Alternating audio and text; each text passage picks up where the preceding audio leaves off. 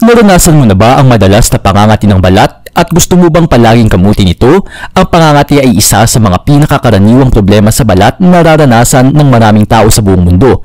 Depende sa tindi ng kaso, maaari itong maging nakakainis at makasagabal sa pang-araw-araw na gawain, pati na rin sa pagtulog. Bago natin simulan ang video na ito, huwag kalimutan mag-subscribe sa aming channel para sa mga health tips and advice at huwag kalimutan pinutin ang bell button para lagi maging updated sa aming mga bagong videos.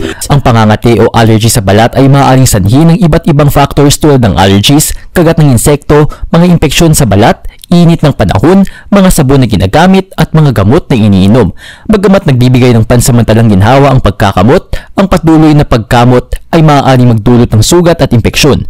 May mga paraan na maaari mong gawin sa bahay upang mapakalma ang pangangati ng balat.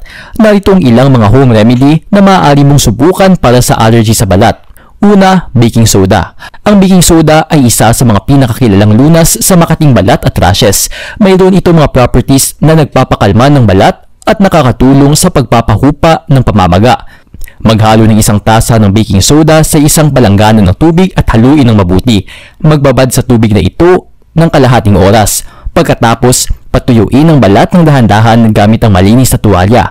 Gawin ito isang beses sa isang araw.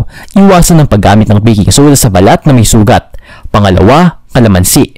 Matagal nang ginagamit ang kalamansi bilang natural na gamot sa pangangati at allergy.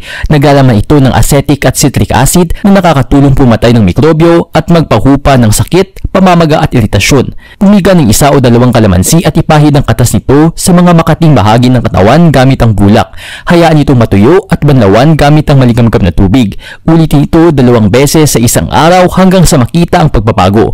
Kung ikaw ay may sensitibong balat, mag-iingat sa paggamit ng kalamansi dahil maaaring magdulot ito ng irritation. Pangatlo, aloe vera.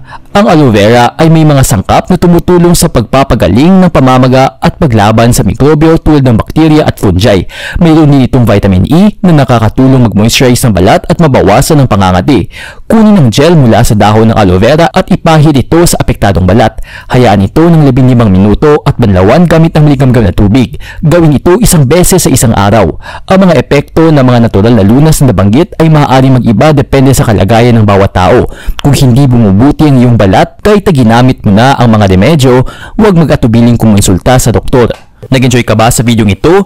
Please hit the like button and subscribe sa aming channel para sa iba pang video tulad nito. Salamat sa panonood!